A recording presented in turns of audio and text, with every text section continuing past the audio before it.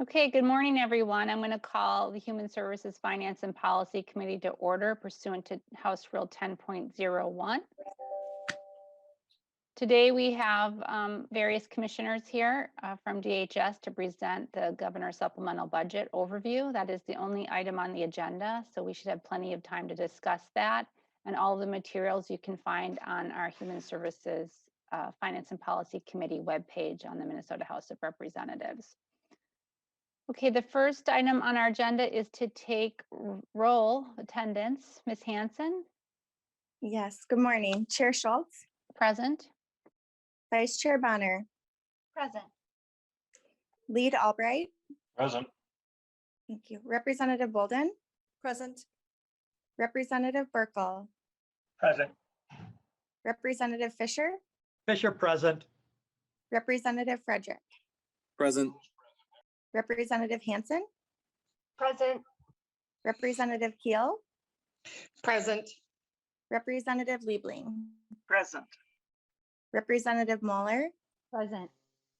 Representative Noor, Present. Representative Novotny. Novotny, present. Thank you. Representative Pearson, Pearson present. Representative Pinto, Present. Representative Rasmussen. Rasmussen present.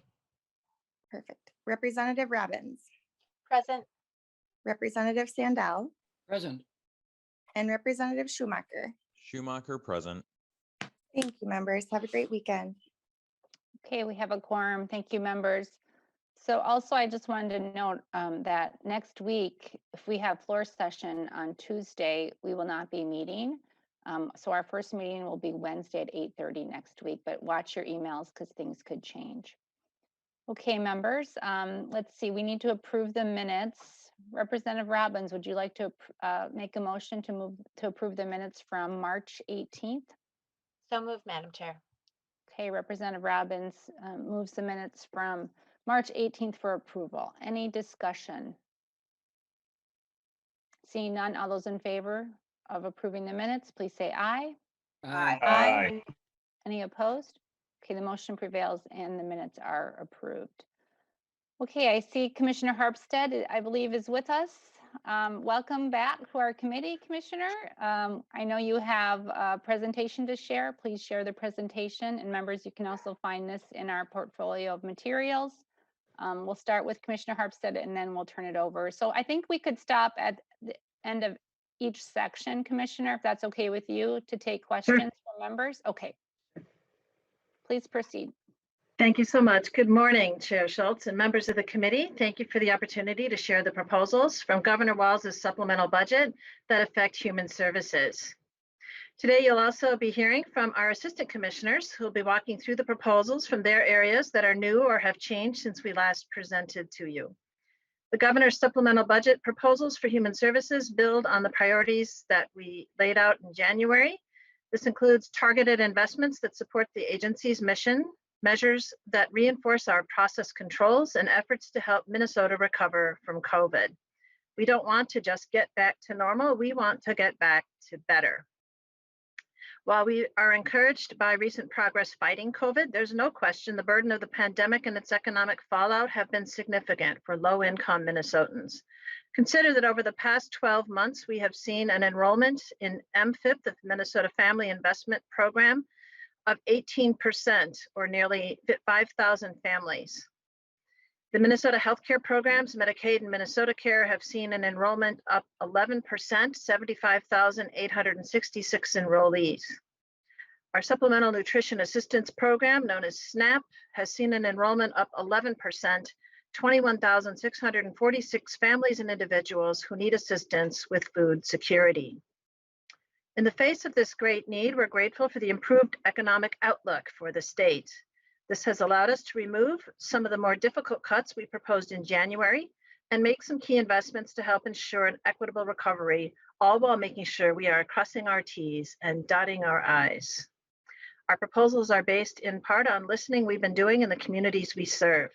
I'm especially proud of our proposal to maintain family connection in foster care, which was informed by discussions with the community. I'm also pleased that we're able to do more for children and their families living in deep poverty. For example, a family of 4 with an income of no more than $905 a month. The governor's supplemental budget funds an annual cost of living adjustment for the Minnesota Family Investment Program. ACOLA will put in motion an automatic increase that will continue to incrementally improve the well-being of children in deep poverty instead of waiting 35 years to increase it again. Thank you very much. And let's start to look at some of these proposals. The first is the repayment of the MAT and county IMD overpayments from 2019. We discussed this at your committee a couple of days ago. This would be an investment of $37.2 million. The DCT, Direct Care and Treatment, operating adjustment. As you know, we struggled with this issue all through last year and all of last year's sessions, and we still have an outstanding operating adjustment need of $49.9 million in the 22-23 biennium and $57.3 in 24 and 25. This just provides for an ongoing operating increase to cover the full cost of patients and clients in our state-operated treatment facilities, which we are very proud are COVID-free today in terms of all of the patients, clients, and individuals we serve across the state of Minnesota. The proposal's been adjusted some to reflect the timing of some of our hiring and is a little less than you saw it last.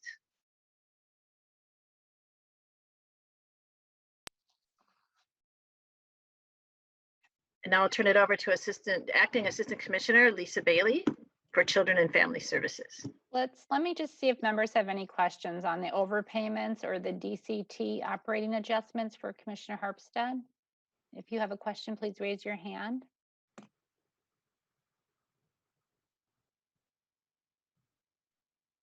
Okay, I'm not seeing any questions from members.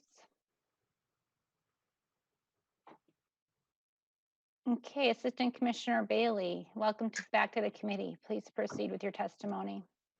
Thank you. Good morning, Madam Chair, and thank you to the committee members. I'm Lisa Bailey. I'm the Acting Assistant Commissioner for Children and Family Services. Pandemic waivers and modifications that were put in place over the course of the pandemic response allowed us to provide safer and faster support for those who are most in need during the pandemic. As we transition out of the pandemic response, DHS proposes to concentrate our cash assistance recertifications in the summer and fall, deferring federal SNAP recertifications later into the year, for which the state has more leeway. We also propose flexibility to potentially shift some recertification dates for households in order to help create an even workload for county and tribal human service agencies from month to month. Throughout the recertification process, households will be notified of which changes in circumstances they must report and whether they must begin monthly reporting. We also propose to allow counties and tribes to waive the need for an interview at recertification for general assistance, housing support, and Minnesota supplemental assistance if the information and documentation that has already been submitted is complete and aligns with the information we know. And in order to ensure households have that key information they need, we would increase the number of notices provided and mailing out up to 4 special notices regarding the changes at the end of the state peacetime emergency. We'd also create some temporary notices and special forms. In order to implement this plan, we would hire 3 temporary FTEs to coordinate planning across the programs, coordinate communications, and develop training for county and tribal eligibility workers. We're also proposing to introduce efficiencies in process allowed under the existing law to streamline that frontline work wherever possible. Next slide, please. This proposal includes investments from the General Fund and Temporary Assistance for Needy Families Fund, TANF Fund, in order to provide an annual cost of living increase in cash assistance provided through the Minnesota Family Investment Program, or MFIP, for families living in deep poverty, which, as you know, is deep poverty at or below the poverty level, which is for a family of 3 is $1,810 a month. The poverty line is $1,810 a month. Deep poverty is no more than $905 a month. The MFIP cash assistance benefit now is well below that deep poverty line at $632 for a family of 3. That's a little more than half of what is needed for a 2-bedroom apartment at fair market rents that have been identified by HUD for the Twin Cities Metro. The families most likely to rely on assistance for extended period of time are families in which the parents are unable to sustain consistent work because of mental illness or other issues.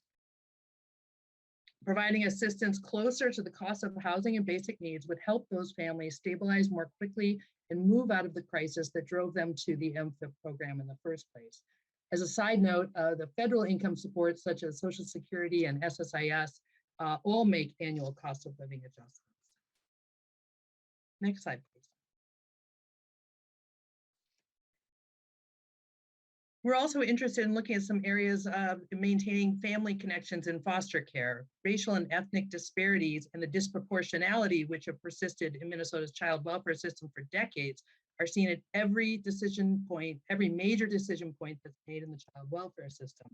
This proposal targets family preservation, reunification, and permanency by first offering reform of background study requirements, trying to streamline requirements so that the same requirements apply for foster care as apply for adoption.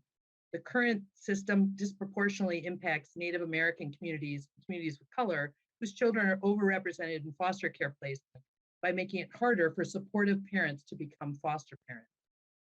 This proposal also strengthens legal requirements for removal of a child from the home by requiring additional court review of actual agency efforts, including an assessment of a child's safety and alternative family or kin-based arrangements. The proposal also clarifies agency requirements for locating, engaging with, and considering relatives for placement when children are entering foster care, and would clarify that under the existing statute, placement decisions must be made on the child's short and long-term needs. There would also be some new requirements regarding explicit reports to the court about the court's efforts to place a child, or rather about the agency's efforts to place the child with family. And it removes the requirement that a relative must have an approved adoption home study in place. They're seeking to file a motion for adoptive study when they believe the agency has been unreasonable in not making that placement with them. And finally, it improves foster care licensing oversight by providing additional staffing to enable the licensing division to meet the increased workload, ensuring licensing activities across the state contribute to the reduction in racial disparities that's been well documented in our child welfare system. Next slide, please. The Federal Family First Prevention Services Act imposes significant new requirements in order for the state to continue to receive Title IV-E reimbursements. The department is using available federal funds to offset a portion of the cost of those requirements in fiscal year 22 and 23, and is adding 3 additional licensing staff in fiscal year 24 and 25 to assist in the licensing services that must be modified to comply with the federal law. This proposal continues the implementation of the FFPSA in Minnesota by providing the state resources necessary to get us to that compliance. It's absolutely essential that the implementation needs must be addressed during the 2021 session in order to meet that October 1st, 21 federal deadline for conformity. And that will allow us to ensure that Minnesota's counties and tribes can draw down the federal 4E fundings. The state would ensure that the child residential facilities meet the new federal standards by having DHS review and approve new certifications for licensed service providers. Legislation that was enacted in 2019 and 2020 did provide us the resources and statutory changes we needed to begin developing that state infrastructure. This proposal continues to prepare the state for implementation so that we reduce the risk of disruption to families. The proposal provides 11 additional staff for child safety and permanency, background studies, and licensing divisions, again, to ensure that we become compliant with federal law. With that, I can stand for questions and turn it over to my colleague, Gertrude Matemba-Mutasa. Thank you, Assistant Commissioner. We have some questions from members. Representative Albright. Thank you, Madam Chair. Good morning, Ms. Bailey. I want to revert back to your slide delving into the MFIP COLA. I'm just curious about, has the agency given any thought in terms of how this calculation would be completed? I certainly understand cost of living adjustments. The CPI is sometimes more volatile than other inflationary indexes. So wondering if you've considered other inflationary type indices. And then also, in the event that we have a budget deficit because this has been codified, would it take priority over other programs? And since are you calculating it upon the base of what year, or is it compounded based upon every year you're taking a new cost of living based upon the prior year's base rate? Assistant Commissioner Bailey. Madam Chair, Representative Albright, I'm going to defer to Deborah Schlick, who is our policy expert in that area, and I know she's present. Thank you. Ms. Schlick, please introduce yourself and then proceed to answer. Representative Schultz, I'm Deborah Schlick. I work in the Minnesota Department of Human Services in the Economic Assistance and Employment Supports Division. Representative Schultz and Representative Albright, we are using the Consumer Price Index, proposing that because that is what is used in the SNAP program. Representative Albright is right.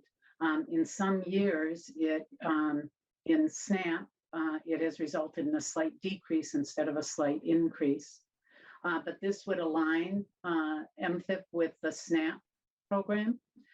We do have a waiver that allows us to combine the SNAP and cash benefits as a one calculated benefit, even though the SNAP portion can still only be spent on food. And the timing in October is to line up with when we have to do the cost of living adjustment in the SNAP program each year. And, oh, I'm sorry, there was another question. It would be each year, we would look at whether the Consumer Price Index indicates that there has been an increase from the previous year. And so that would be looked at against the benefits that have been set for the last 12 months. Representative Albright.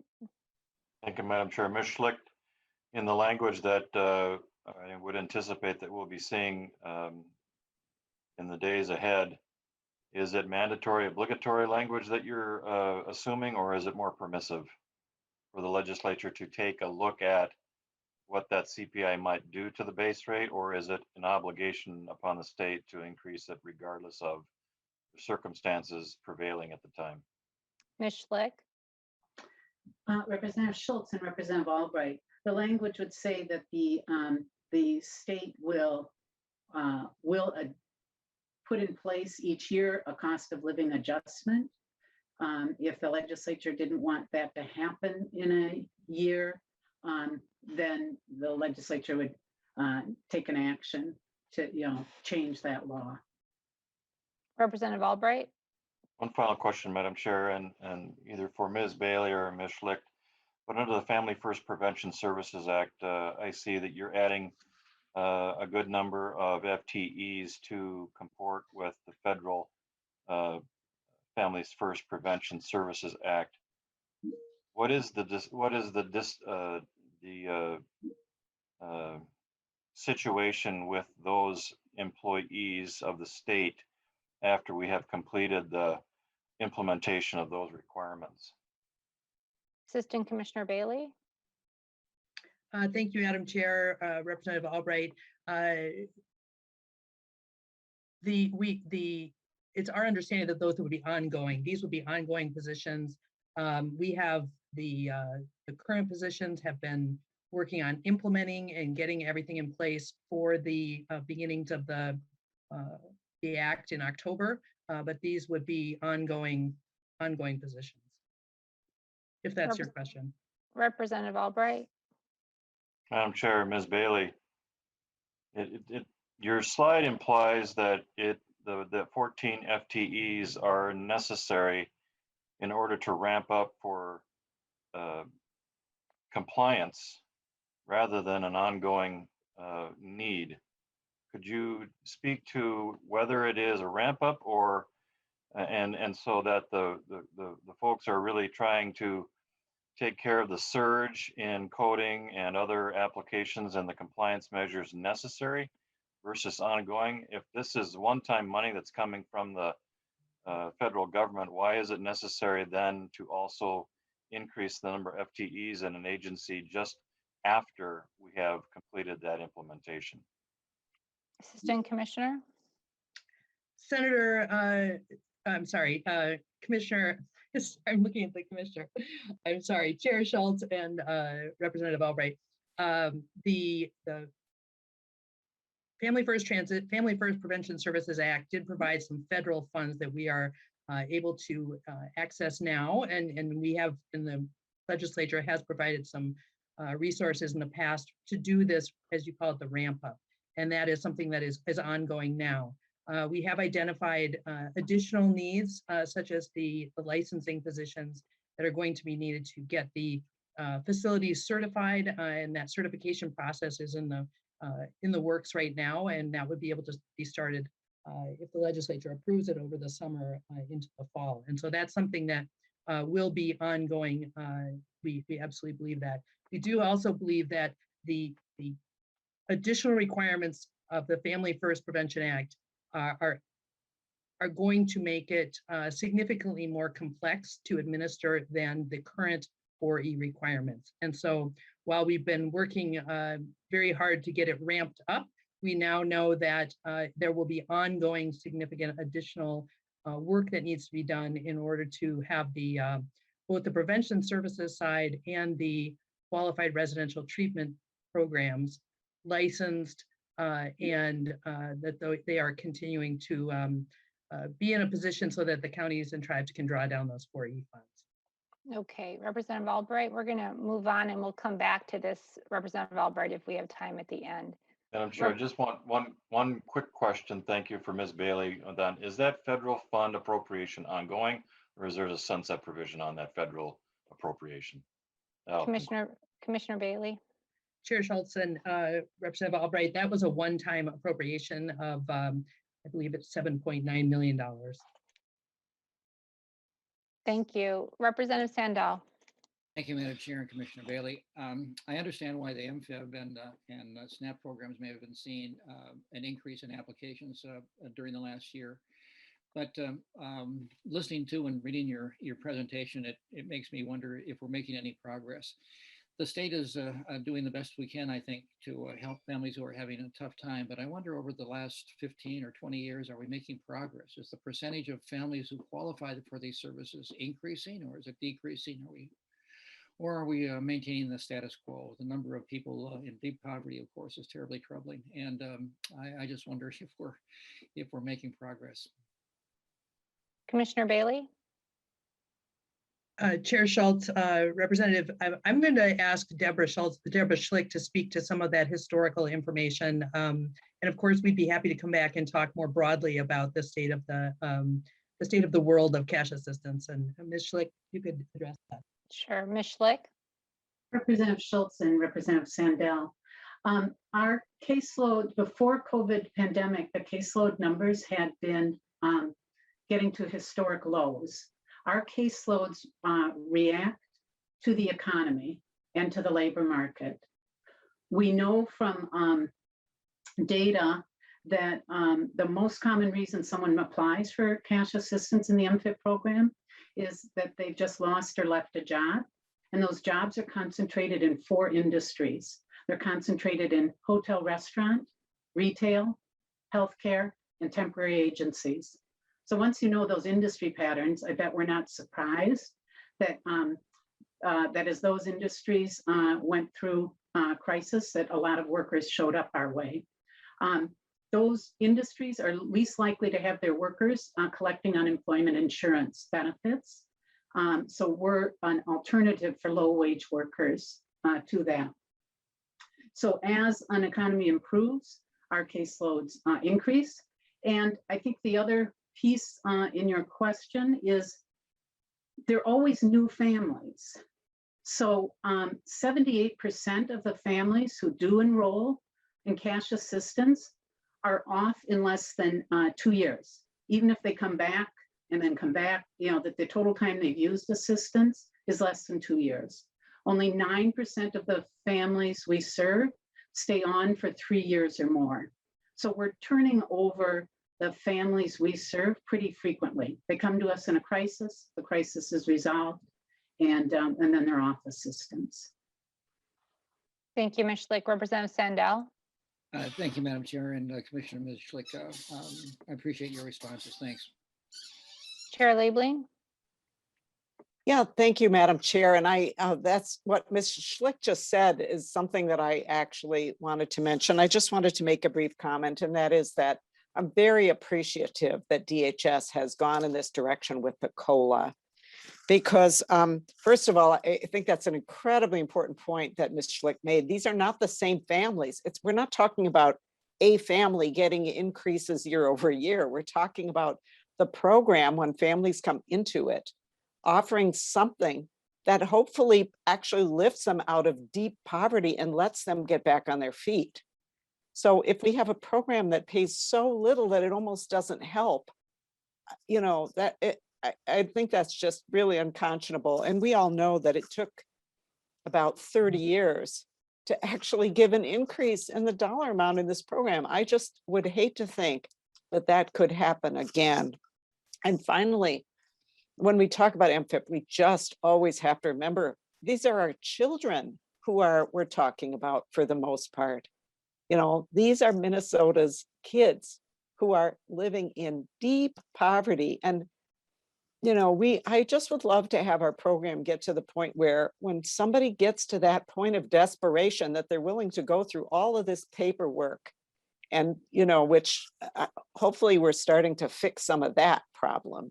But when they come and actually jump over all these hurdles, that it actually helps them and actually relieves them of a little bit of the stress of immediate day-to-day survival so that they can get back on their feet. And I just really appreciate that the department is looking at that closely. And I just hope we can do this because I just think it's critical for our kids. So thank you.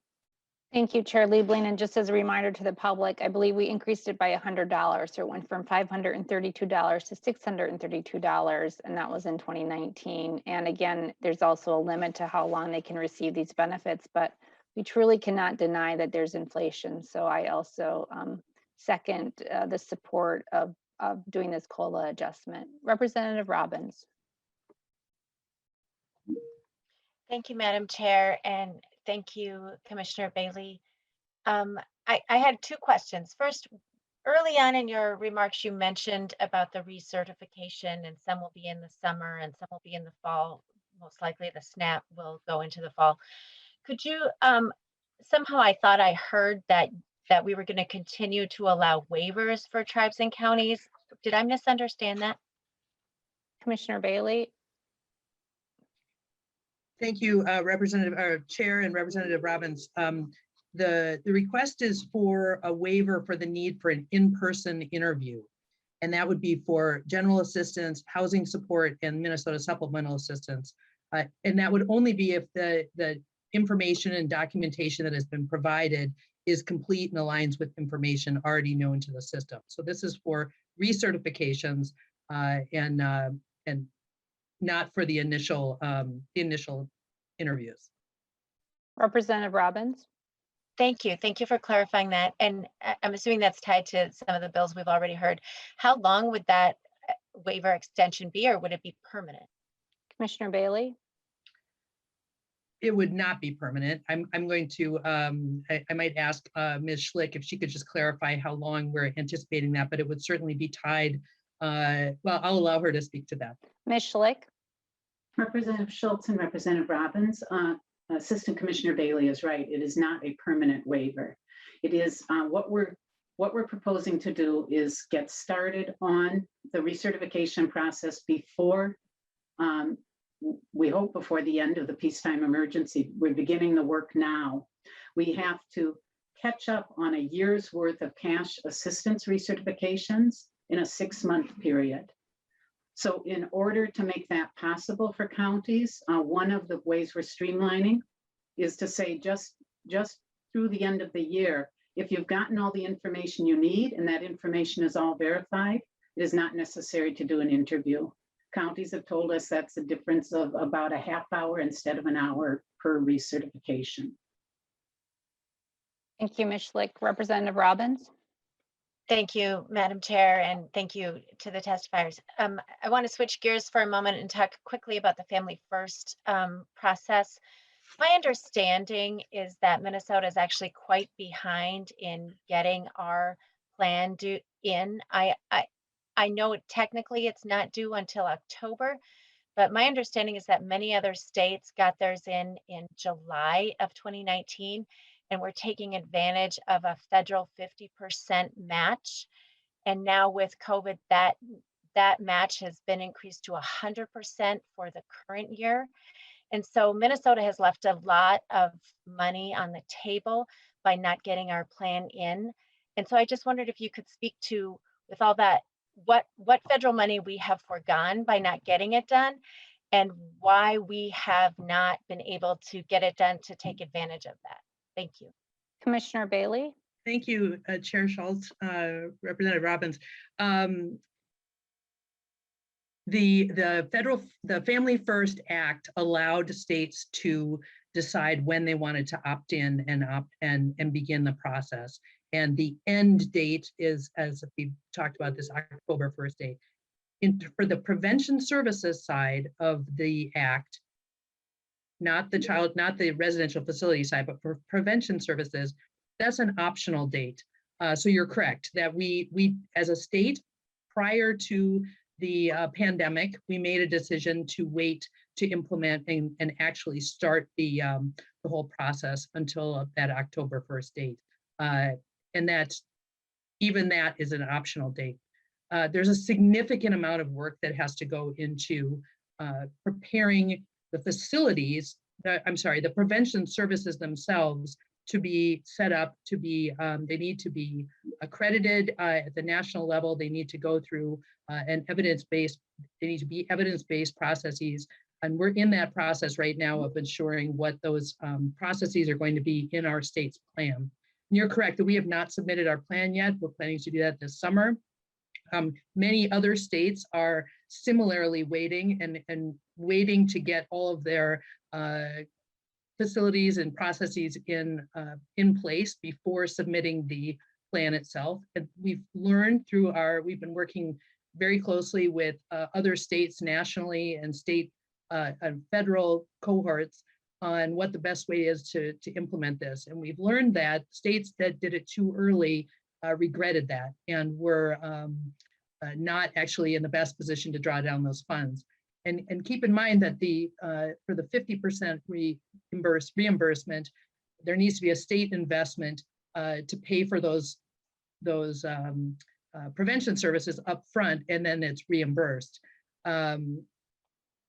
So you're correct. We are still in the process of doing this. We're trying to do it in a way that takes advantage of the resources that we have and identifies what we still need to do. We do have some prevention services that are already identified and others that we need to work harder to get them to a position where they're actually evidence-based practices. But that's something that's taking a significant amount of time and effort. So it's certainly something we're extremely aware of. We don't believe that we've left money on the table at this point, as some have said. Again, as I said, the prevention services themselves need to be in place and ready to be administered by local organizations before we can draw down those funds, and we're just not at that place yet. And to follow up, and I'll come back to you, Representative Robbins, but related to that, if we would have implemented it early and we didn't have providers certified, we wouldn't have been able to get reimbursed by the federal government. Is that correct, Commissioner Bailey? That is correct, Chair Schultz.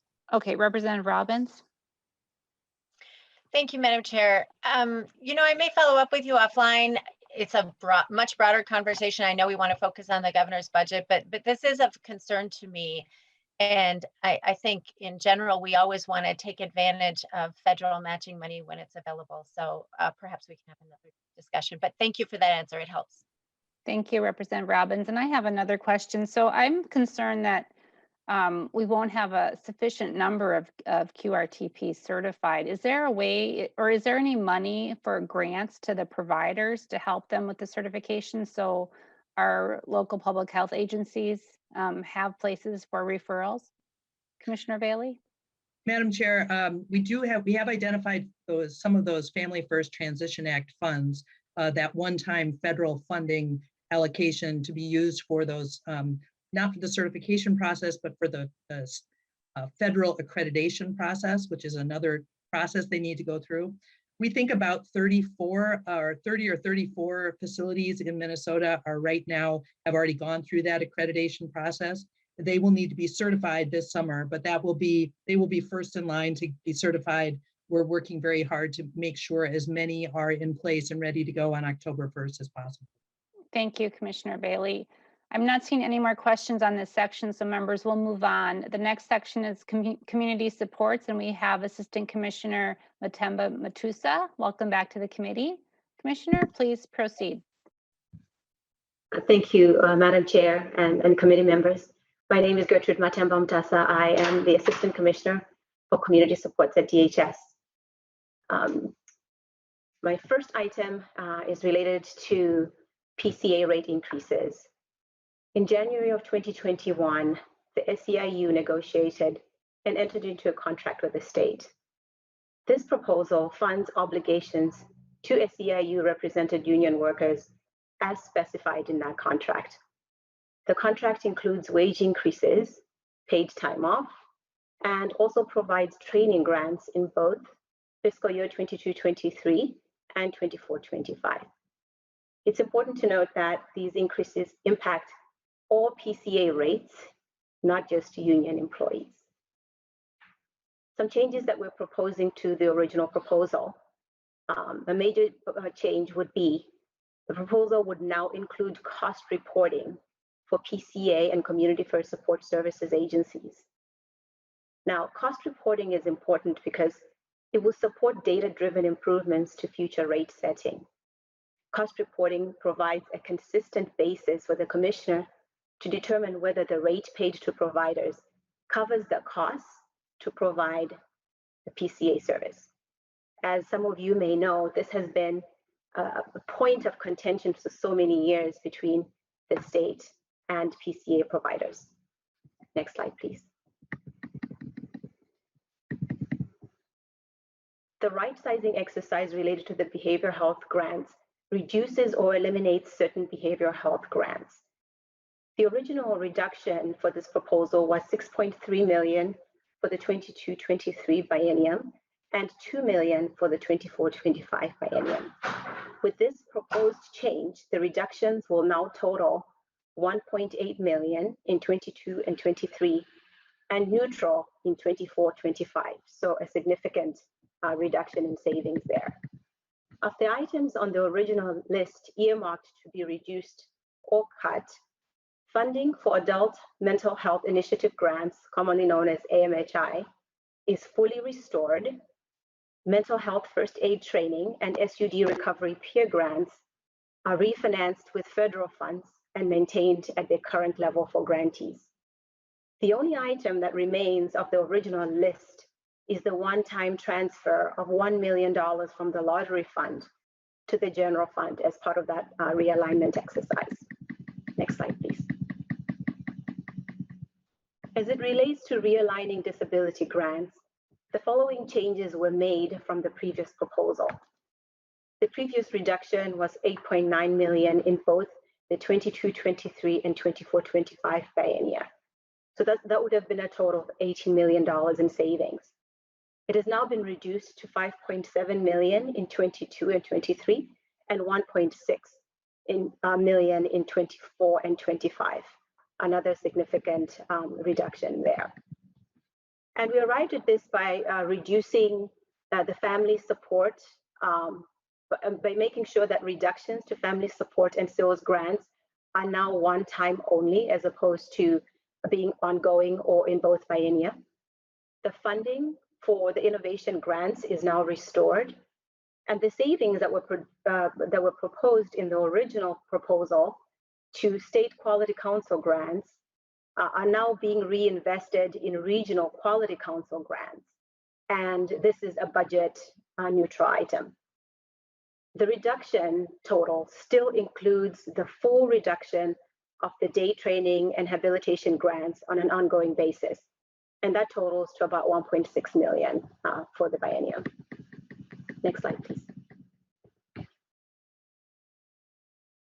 Regarding emergency shelter and HMIS, we know that homelessness is an ongoing crisis that continues to impact communities across the state.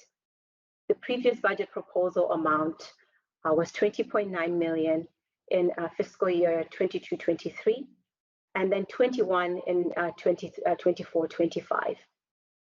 This proposal increases the investment to 21.3 million and 21.4 in 22-23 and 24-25 respectively. This new update to this proposal has a key component, which if you look at the previous proposal, we had 2 FTEs included. This change proposes to add 2 additional FTEs. And the reason for that is those would be added to the housing division to meet the higher than expected demand for housing stabilization services. And just as a reminder, the housing stabilization services was a Medicaid benefit that was launched in July of 2020. And the demand for this program has exceeded any of the projections that we had planned for. And those two FTEs will go towards that. That's all I have. I could now take questions. Thank you, Assistant Commissioner. Representative Albright. Thank you, Madam Chair. And to the testifier, referring back to the right size behavioral health grant slide page. The first bullet item describes the reduction or elimination of certain behavioral health grants. I'm wondering if she could elaborate on with some specificity in terms of what those were or what ones are going to be reduced or eliminated. Assistant Commissioner Matemba Matusa. Yes, Madam Chair and Representative Albright. So the original list had the Adult Mental Health Initiative grants. It had the mental health first aid training grants, the SUD recovery peer grants. It had the transfer of the gambling proceeds, and it also on the list. So what we've done is, after receiving feedback from others, is to really restore the Adult Mental Health Initiative grants to where they were before that initial proposal. And then in order for us to keep the mental health first aid training and SUD recovery peer grants, the way we were able to keep that, to take that off the savings list was to refinance them using block grants that we already had within the behavioral health division. So of that long list that we had previously, the only item that's left is a one-time transfer of $1 million from the gambling proceeds fund to the general fund. So basically, if you look at that original list, you're only going to really essentially have one item left on in the savings column. Representative Albright. Thank you, Madam Chair, and to the testifier, under emergency shelter, HIMS, and the community living grants, two questions. Your bullet points suggest an addition of 2 FTEs, but the large circle remarks on 4. Why the difference? Assistant Commissioner. Sure, thank you, Madam Chair and Representative Albright. The original proposal already included 2 FTEs. And then between the time that that original proposal was created and the update that we've just made, we realized that we needed an additional 2 FTEs. And to really clarify the magnitude of this need, currently we have over 1,000 individuals that are on the waiting list, waiting to receive housing stabilization services. And our partners in the healthcare administration within DHS are currently lending us some of their staff to be able to meet that need. And so we know, just based on the demand in our current projections, that the original 2 that we had proposed initially are not going to be able to cover the need. And so we're adding 2 more. Okay, one more question, Representative Albright. Then we have Representative Fisher, Representative Noor, Representative Rasmussen, and then Chair Liebling. Go ahead, Representative Albright. Thank you, Madam Chair. To the testifier on that same slide, fairly substantial year-over-year increases in the investment in these programs. Is that and is the increase that you're proposing here in response to the new budget, state budget forecast, or is it in response to monies that have been identified and you have identified as being potentially used for this from the federal relief acts? Assistant Commissioner. Madam Chair and Representative Albright, when you say year-over-year increase, I'm not clear on which particular numbers you are looking at. Representative Albright. Thank you, Madam Chair. I denote in 22-23, 21.3 million, and in 24-25, 21.4 million that is being appropriated for this effort. Assistant Commissioner. Madam Chair and Representative. So I'm not sure if it's going to be helpful to maybe go back to what we're going to use this funding for. So this is a package that includes not only shelter, but the HMIS system that helps us to track who needs housing services across the whole system. And so the original proposal from 20.9 to 21, 20.9 in 22-23, and then 21 million were based on the actual needs in the system for grants or for shelter, as well as for HMIS. Now, the jump to 21.3 accounts for the additional FTEs that we'll need during that time period.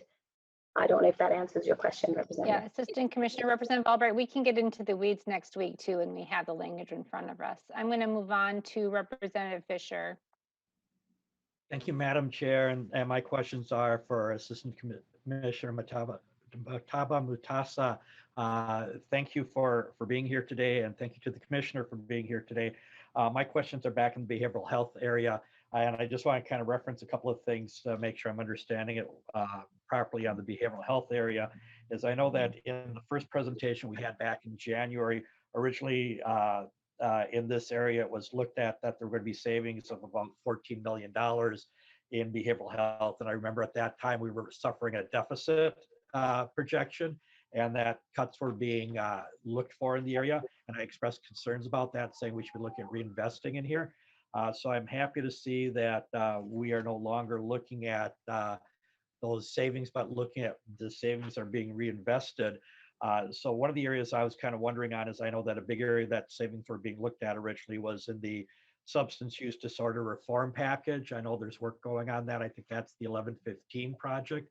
And I was wondering what is where we are on that right now, and how we're looking at reinvesting some of those dollars that were being saved before that we're capturing to make the program stronger. Assistant Commissioner. Thank you, Madam Chair and Representative Fisher. The reform package for 1115 SUD waiver has generated quite a bit of discussion between DHS and stakeholders. The most updated information I have is that we are now holding weekly meetings with key stakeholders such as March to figure out how we can make this package meaningful to providers and the people who receive our services. And so there'll be more on that to come, hopefully within the next few weeks. Representative Fisher. Thank you, Chair Schultz, and thank you, Assistant Commissioner. I will look forward to, I've been getting some updates on that. Appreciate the work. It sounds like both sides are engaged in very serious discussions on that to move things forward that will make the system much stronger than it is right now and allow the system to grow out. And looking forward to be kept appraised of the details so that we can build a better behavioral health system than we have now. I'm kind of excited with what I'm tentatively hearing, and encourage you folks to keep up the good work on that, along with the folks from March and the other providers to continue moving those items forward. So thank you. Thank you, Representative Fisher. Representative Noor. Thank you, Madam Chair. To Assistant Commissioner Matemba Mutasa, my question is in regards to slide 11, the increase for the PCA rates. I know I had asked about analysis to ensure that the increase reflects the market and to be able to withstand the changes that are happening.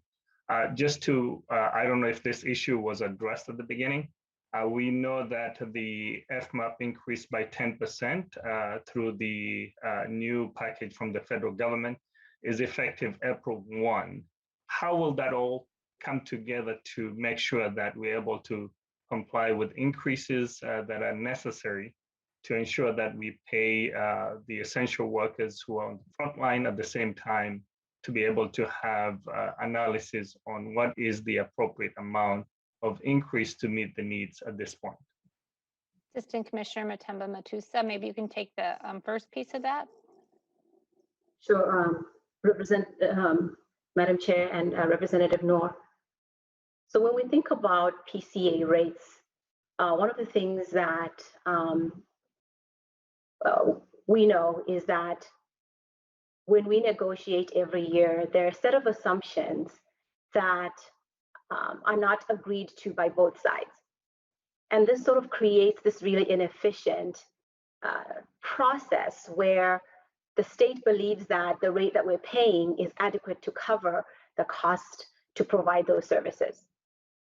And so over time, what we've realized is that we really need to create a methodology that's consistent and fair. Our ultimate goal is to make sure that our providers stay in business. And if we're paying a rate that is below what it takes to cover the cost of providing those services, then we're going to end up with a system that has no providers. And so that doesn't serve anyone. And so by creating a cost reporting methodology, essentially you have real data from all the providers within the system being fed to DHS. And that data is analyzed to really arrive at this is exactly how much it costs. And that's going to be done on a regular basis. So that is how you get to this point where you have a starting point where everybody understands this is the data that we've received. This is how much it actually costs. And then DHS can set a rate based on actual data instead of who gets to negotiate better than the other party. And so that's the approach. And we believe that cost reporting is really going to be a fair and efficient way to ensure that our providers stay in business long term. Representative Noor. Madam Chair, I think the other section that I asked is because of the FMAP increase by 10% effective April 1, 2021, which is just a few days away from the federal program, which really will impact PCAs and most of the essential workers in HCBS. So how will that impact this process of increasing the rate temporary? Assistant Commissioner Matassa Matumba or Bailey, Assistant Commissioner Bailey, either want to take that question?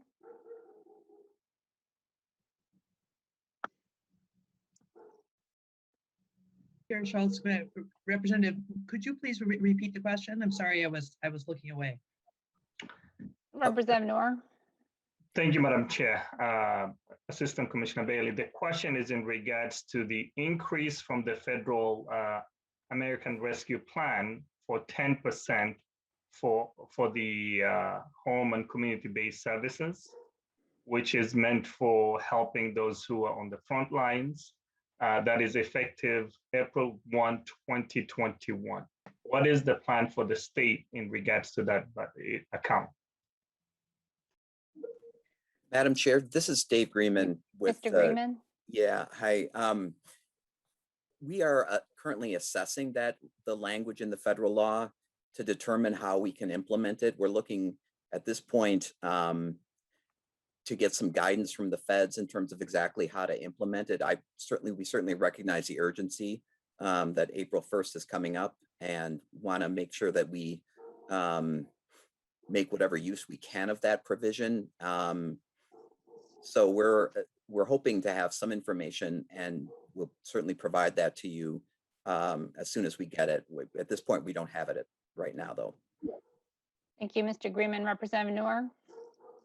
Thank you, Madam Chair. Mr. Greenman, I hope we can get that information sooner than later so that we can be able to utilize the information that you share with us. So thank you. Thank you, Representative Noor. Representative Rasmussen. Thank you, Madam Chair. Appreciate the presentation today. Given our conversation earlier this week, just wanted to say that I was pleased to see that the Adult Mental Health Initiative grants have been fully restored. I just know from talking with constituents in the district I represent, mental health, behavioral health issues is just such a priority facing our communities across the state. And so I was glad to see the prioritization made there. The other comment just wanted to make briefly is, I know there's a big push to move a lot, more dollars into housing more broadly, and that's been an issue that has been talked about in a lot of the committees that I'm fortunate to serve on. And I just think, at some point it might make sense for us to just kind of pull up and have a broader conversation around, what's going on with this new DHS budget proposal, what other committees have kind of baked into their targets, including, the housing committee, capital investment, et cetera. And I just want to make sure that dollars that are going out for housing really are getting a good return on their investment, and we're not just kind of throwing a bunch of money out there to create new programs that are kind of unsustainable for us going forward. And so that'll just be a question I'll be working on. I just wanted to flag for the committee, but thank you for the presentation and appreciate the time, Madam Chair. Thank you, Representative Rasmussen. Chair Liebling. Madam Chair, thank you very much and appreciate the presentation today. I want to raise a kind of a question and a little bit of concern about the one piece that's kind of left as a savings in the budget, which is that $1 million that's being taken from the gambling program. I'd like to understand a little bit better about that because for one thing, I guess I would say, and I would fault myself for this in part, that we don't pay enough attention to gambling as an addiction issue. And but we do know that gambling is a factor, and I don't have the data, but it's a factor in a lot of family breakdown, probably suicide. And so this is really a serious addiction problem. I don't know if we even have good data about how widespread this is, but I'm a little bit concerned. To my knowledge, we have only a very small program in the state that addresses this. And I think what I'm hearing is that the budget takes money away from that. And I wonder if I could get a bit more explanation either here or offline about what that's doing and what the decision is around that. Thank you. The Assistant Commissioner Matemba Matusa or Mr. Greenman, can you help answer Chair Liebling's question? I can kick us off. And so to the magnitude of the problem in our state, our latest data based on the research that we commissioned with Wilder indicates that about 56,000 Minnesotans are impacted by problem gambling. It's always important to distinguish between gambling and problem gambling. And then in addition to that, another data point is that maybe double that 56,000 are people who indirectly impacted by problem gambling. The most important thing to remember about this transfer is that because we believe that this is a serious problem in our state, the actual funding to the provider is remaining intact. Nothing is changing related to this. So we're continuing to invest at the same level as before. Now, the transfer was proposed to be made because of this realignment where we were trying to make up for the budget shortfall. Anything more than that, I guess maybe Dave, if you have additional information, but I wanted to provide that as sort of background on the issue and how we're viewing it in Minnesota at this point. Thank you, Commissioner. Mr. Greenman? Thank you, Madam Chair. The only thing I would add is that the reason we have a surplus in that account is there's been an upswing in e-poll tab sales in 2018 and 2019 that fueled additional revenue into the account that is currently not being used. So as the Assistant Commissioner said, we're not actually reducing services. We're just taking what's in the taking the surplus and transferring that to the general fund. Thank you, Mr. Greenman. Chair Liebling? Yeah, okay, and thank you for that. And of course, absolutely, you're right. assistant commissioner that I should distinguish carefully between gambling and problem gambling, just like, of course, we have plenty of people who drink alcohol and are not problem drinkers. So absolutely, you're right. But I think we just don't talk enough about the impact of gambling. And I that's something that I intend to begin to remedy in the future, because we need to really think about that as part of what's going on when we talk about substance use a lot and substance, SUD a lot, but to my knowledge, I'm usually not in the room, at least when this is being discussed. So thank you for that. Thank you, Chair Liebling. Okay, we're going to move on to the next presentation. We have Assistant Commissioner Pollack here to talk about continuing care for older adults. Welcome to the committee. Hi, good morning, Madam Chair. Please proceed, Assistant Commissioner. Great, thank you so much. I will be brief. I know it's been a long morning. We have one additional item for nursing facility reimbursement, and this is a relatively small impact, but it's an important one. This is a consumer protection issue, and it's actually not a new idea. This issue came up in the 2018 session. It came up in the 2019 session. It represented bipartisan legislation in the 2020 session, including legislation authored by the chair and Representative Lislegard, Representative Lewick, Representative Cleavorn, Representative Lippert. It received bipartisan support in the Senate in 2020. And unfortunately, I think because of the pandemic, we really just weren't able to get around to fixing this issue. And so in brief, this is essentially a billing problem that happens when a nursing facility resident is receiving therapy or perhaps in need of isolation space, which is more expensive due to an infectious disease like COVID. And during that time, we pay a higher rate based on their need. However, under current law, we only reassess them for the need for that service every 90 days. So if somebody stops needing the therapy or stops needing the isolation space at a period sooner than 90 days, we keep paying it. And that is very problematic. It's problematic for Medicaid and largely for private pay as well, which is a parallel system. They pay the same rates. So you may have already heard about this issue from constituents. It comes up a lot. I think it's the most frequently reported complaint about nursing home billing. And so we would be changing this to align the reimbursement with the assessed needs of the resident. This produces some savings. The governor's revised budget invests some of these savings in a couple different ways that are highlighted on this slide that we think are very high priorities for nursing facility care. First is hiring 6 forensic accountants for DHS. These are auditors who are trained to look for either fraud or improper billing. They are extremely effective at their work, the ones we have currently. This would be expanding that unit. And I would say that the experience of COVID and the numerous fund sources related to the COVID response have only made that work more complicated, and it is timely and needed for those forensic accountants. A second piece is a new federal requirement that was put on hold during COVID, and we expect to come back. It has to do with the system that we use. I won't get into the details of the data management system. It relates to how case mix needs are identified. This is something that the providers also are interested in working with us on, and meeting those federal requirements would have a new cost. And then lastly, we are updating the nursing facility consumer satisfaction surveys. That's survey tools that were first authorized 15 years ago, but the appropriation has not been updated in that period of time. Obviously, doing survey work is much more complicated and expensive now than it was in the early part of the century. So just a couple of small items that I think are relatively non-controversial, and I'm happy to take questions on them. Thank you, Assistant Commissioner Pollack. And this was some of these were from the Blue Ribbon Commission recommendations. Is that correct? Yes, thank you, Madam Chair. I want to be really clear about which part of this is from the Blue Ribbon Commission. That's a very long report. It's 200 plus pages long.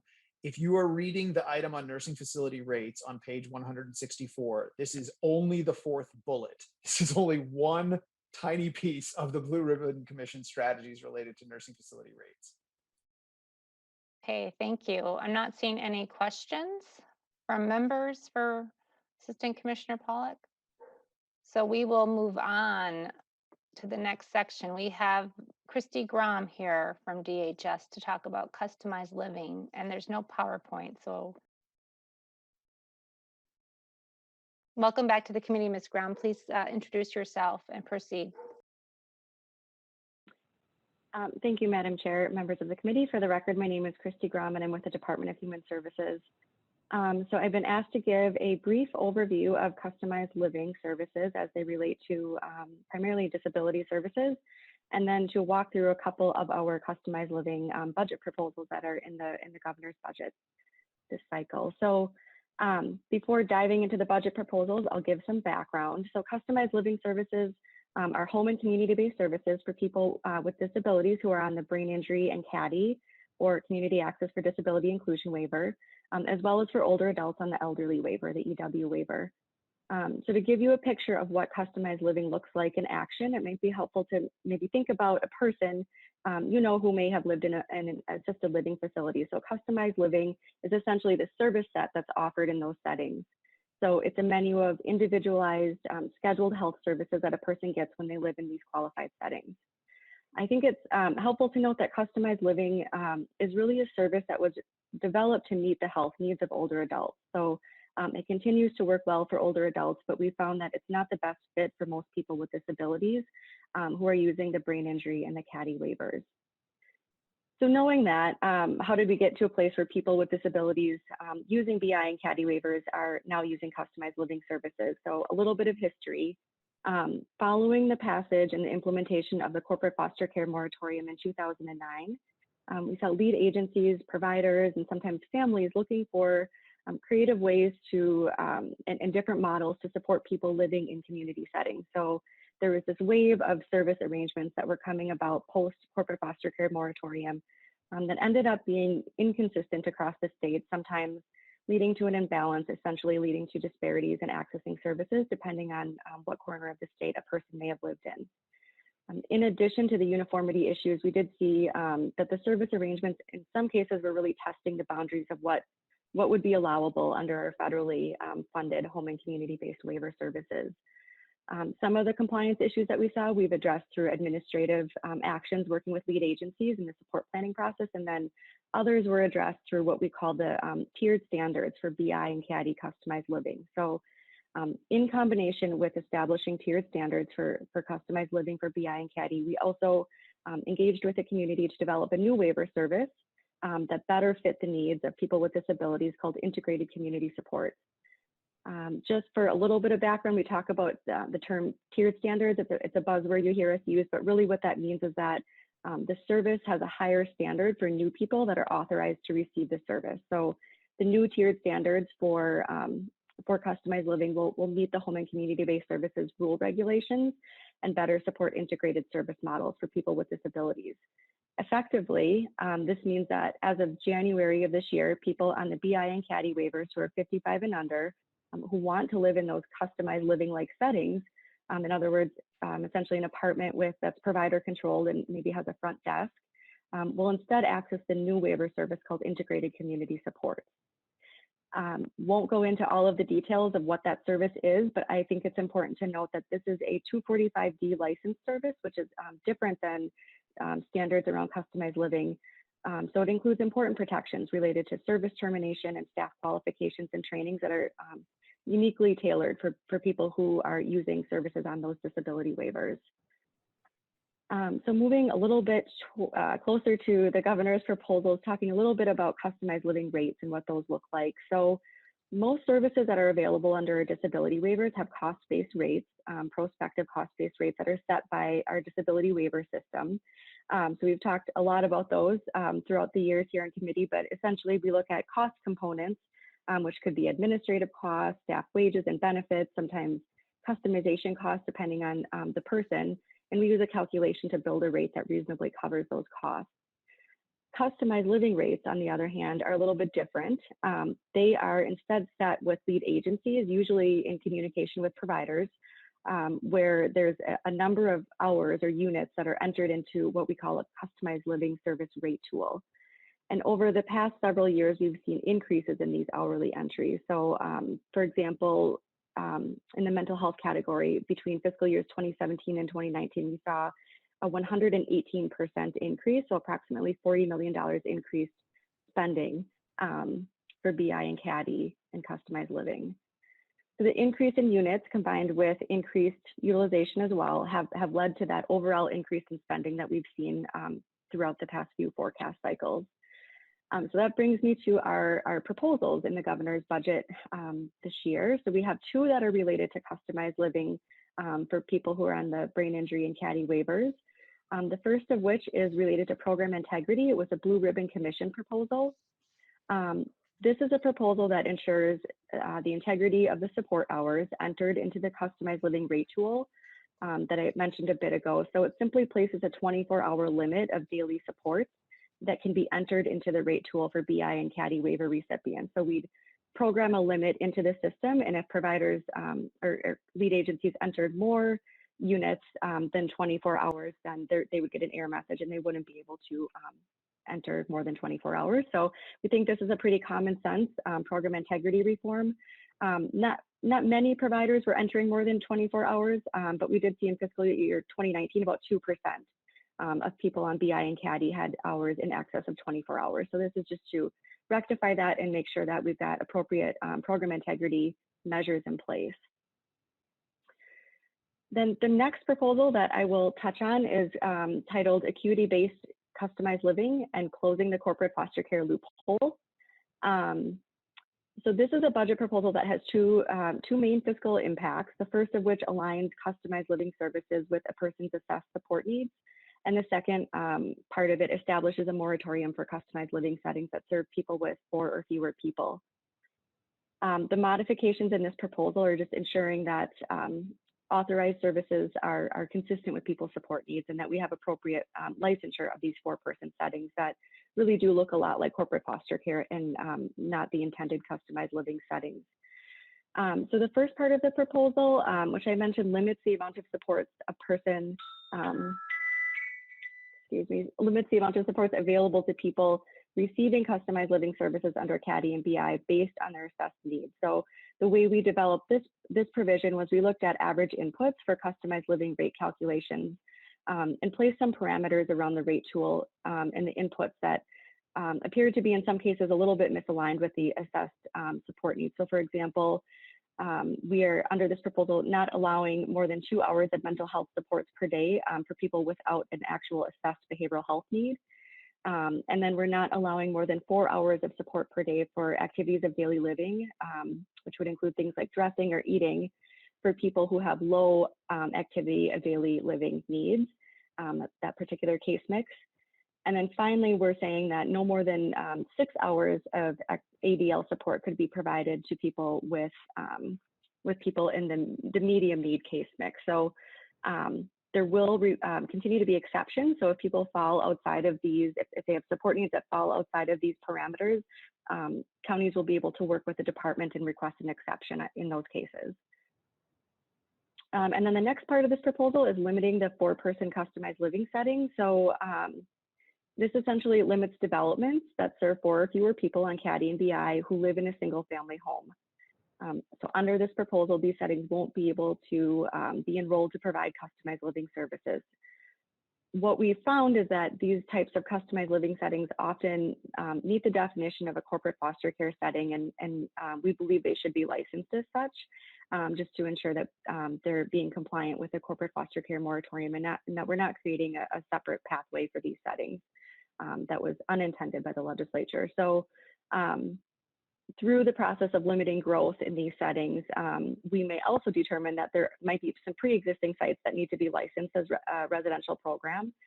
So in order to transition these sites under this proposal, we would we would be asking for authority to establish an exception to the licensing moratorium for those settings to come into compliance. Madam Chair, I hope that's a helpful overview for you and members. I'm happy to stand for questions. Thank you. Thank you, Ms. Grom, for that overview. Are there any questions from members? Either to Assistant Commissioner Pollack or Ms. Grom?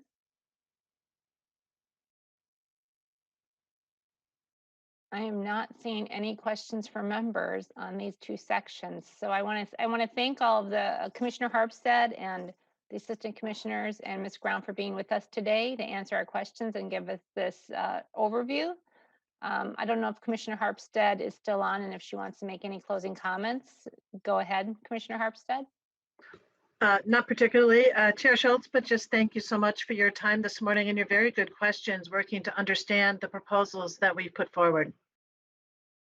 Okay, thank you. Thank you all. So members, just a reminder, our next meeting will likely be Wednesday at 8:30. And so we will go from 8:30 until 10 with a 30-minute break and then reconvene at 10:30 and go till noon to hear bills and more budget information. I don't, Representative Chair Fisher, did you have a comment? Your hand was up. No, okay. So with that, members, thank you again. Enjoy your weekend, and I will see everybody likely on Wednesday morning. And with that, we are adjourned.